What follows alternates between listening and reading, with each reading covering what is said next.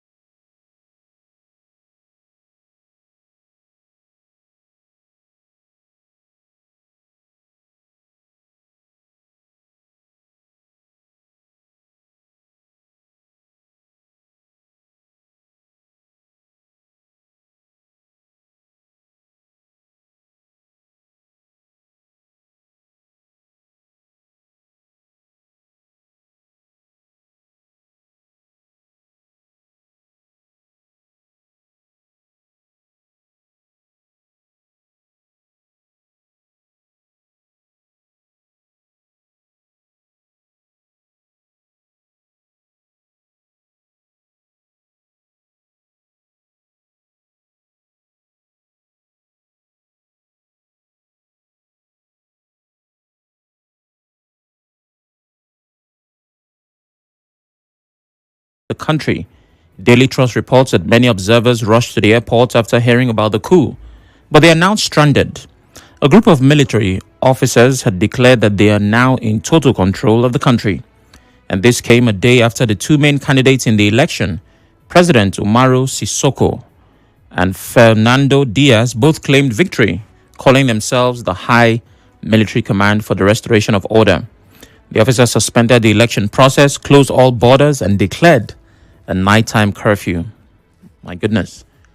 Meanwhile, election observers from ECOWAS and the African Union are expressing concern over the coup in Guinea Bissau and are calling on the military to release detained government officials. In a joint statement signed by former Nigerian President Goodluck Jonathan, the former Mozambican President Felipe Jacinto Nyusi, and ECOWAS mission head Isifu Baba Brahima, the observers said the election was peaceful and orderly. They, however, condemned the military's sudden announcement of a coup as the country awaited official election results. Guinea Bissau, I understand that you're going through a lot. I also understand that it's crazy in your country. But please, give us back our Jonathan. If there's anything that you know about that man, as much as we know, is that election is not something that he likes to drag. In fact, he is known to call the opponent and concede defeat before the official result is declared. He's not the kind of person that wants to grab power. He has shown that. He's credible, reliable, based on what we know about him. So give him to us, please. Well, I'm not being insensitive. I'm certain that all other election observers are important to their countries as well. But please, nothing should happen to our Jonathan. That's very important. But this definitely raises concerns about what I would call is that it spreads. Now, let me make this clear. And these are not my words. I'm simply quoting. There is no country in the world that is too big for a military takeover. No country. America, France, Russia, China, no country at all. The difference is that some countries have their systems and structures put together. They have systems that work for the interest of most of the parties. So there might be no need for it. But if we're asking, oh, it's happening in Africa, can it happen? It can happen anywhere. It just wouldn't happen because they have a system that ensures that there is no need for it to happen. Now, if you look up countries that have not had the military takeover or the reasons why countries will not have, there are a few reasons listed. 1, a highly decentralized military command. 2, strong constitutional safeguards. 3, strong civic resistance. 4, a stable democracy. You see that stable, it's not just there. Stable democracy. Emphasis on stable. 5, high institutional trust. And 6, no history or culture of military interference. If it has not happened before, it will very likely not happen again. Now, if you're asking the question I know a lot of people are thinking, because I saw some of those thoughts and opinions on social media, all you have to ask yourself is, does our country, Nigeria, conform to these standards of the other countries that have not had these kinds of disturbances? That will give you the answer to whatever question you have in mind. Now, if you look at the African continent, let me go through the countries that have had takeovers. Guinea had in 2021, the 5th of September 2021, special forces led by Colonel Mamadi Doumbouya seized power, detaining the president, dissolving the constitution and government. And the reason was that they were in opposition to Condé's third-term bid. Burkina Faso 2022, 24th of January, military removed elected President Marc-Christian Kabore, detained him, dissolved parliament and government, and a junta was formed. Their reason, government's failure to handle Islamist insurgency and worsening security. There was a second coup in the same year, 30th of September 2022, in the same Burkina Faso. A faction of the military led by Ibrahim Traore overthrew the interim leader, dissolved transitional government and suspended constitution. Why? Rising insecurity, failure of interim authorities to restore order. I want you to look at the takeovers and the reasons stated. Niger, 26 July 2023, Presidential Guard detained President Mohamed Bazoum The army plus guards declared a junta. The reason: deteriorating security, governance failure, and bad governance. Gabon, 30th August 2023, the military seized power after disputed election results. President Ali Bongo Ondimba placed under house arrest. Reason: irresponsible, unpredictable governance. 2024, Democratic Republic of Congo. And now 2025, which is literally just yesterday, Guinea Bissau. So, I think that any country that has sense should learn. That's all I have to say. But between now and then, please, give us back our good luck, Jonathan. We are still using him. He's very important to us. Trust me, if he's not important, you would have not called him to come and observe your election in your country. He's also good for observation here in our own country. Release him immediately. Yours truly, Sam Chinedu and others. Thank you.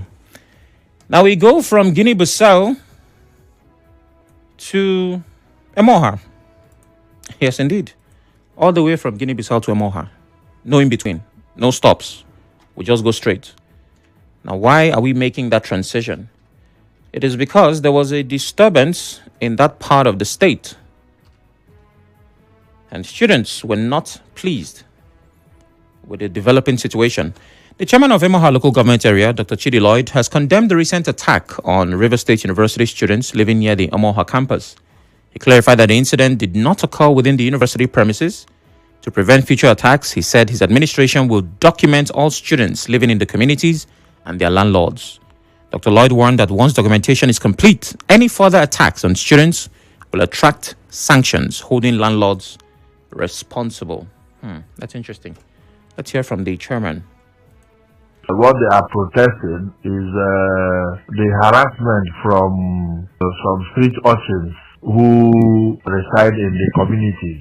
This incident happened sometime in 2003 when I was first chairman.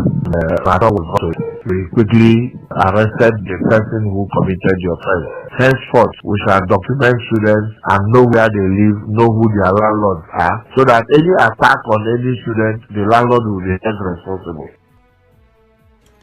Well, Dr. Lloyd said the matter has already been reported to the police and investigations are ongoing to ensure the perpetrators are arrested.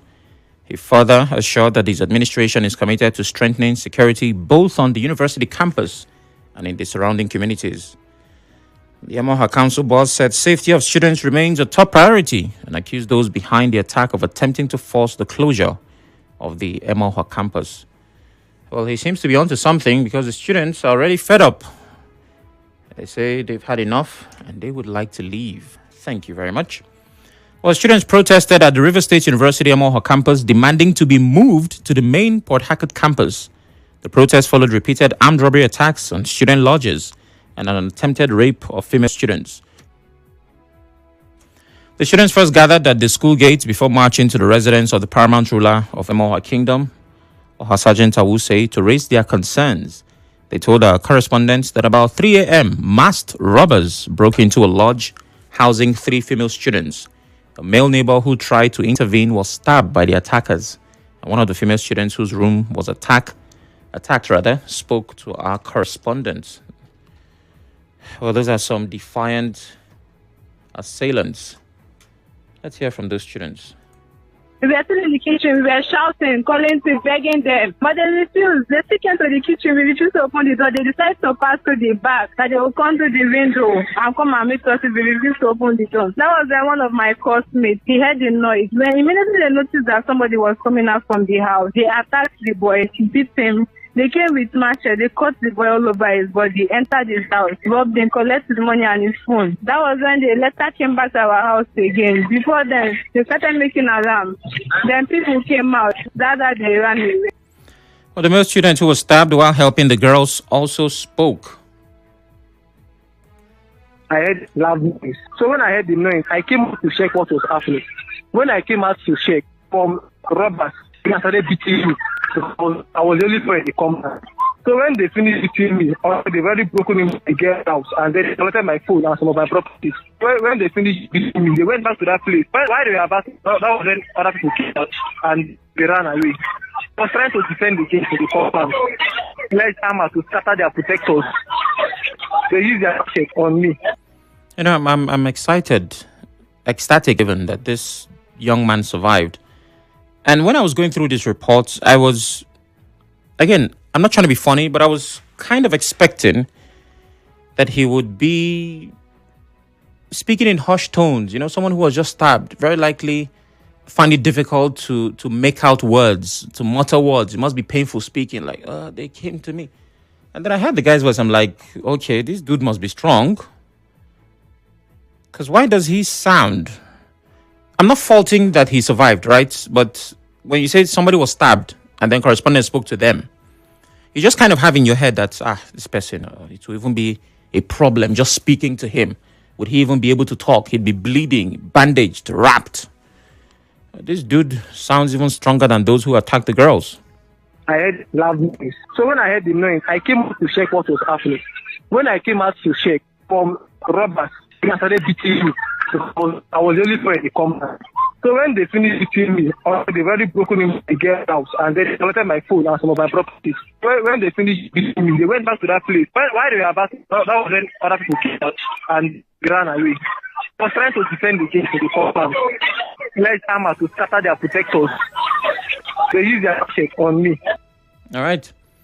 Well, we are excited that this young man did something. I know that a lot of people in his position will not attempt to, for obvious reasons.